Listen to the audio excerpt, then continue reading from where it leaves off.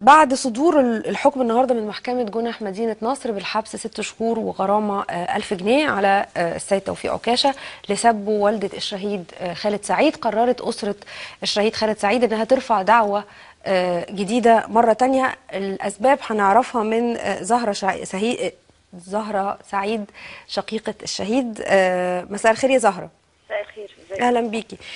زهرة، يعني ايه السبب انكم ترفعوا دعوة جديدة بعد ما تم الحكم وصدر فعلا، وايه الاختلاف ما بين الدعوة اللي هترفعوها والدعوة هي اللي مش دعوة سبقت؟ جديدة، لا هي اولا الحكم كمان متقال غلط. هي 6 شهور وغرامة مش كفالة. غرامة 10,000 واحد. غرامة 10,000 واحد مش 1000. 10,000 مش 1000. لا لا 10,000 10,000 واحد. احنا كل محتاجين هي مكتوبة على كل المواقع انها 1000 جنيه. 1000، وانا مستغربت برضه.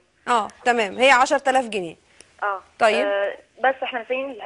طبعا هو اكيد هيستأنف على الحكم، هيطلع بعد كده الحكم النهائي. بعديه ممكن نعمل دعوة مدنية لوحدها، تعويض لوحده، لكن ده بعد الحكم النهائي مش دلوقتي يعني. يعني الدعوة طيب، يعني واضح انه الخبر اللي تم تداوله يعني كله فيه ملخبط مشكلة. شوية.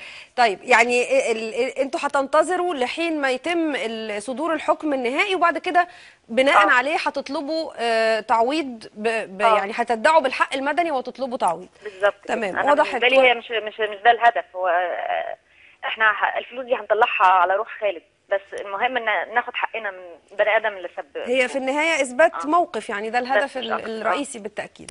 طيب، أنا بشكرك شكرا جزيلا على التوضيح. زهرة سعيد شقيقة الشهيد خالد سعيد، بشكرك شكرا جزيلا.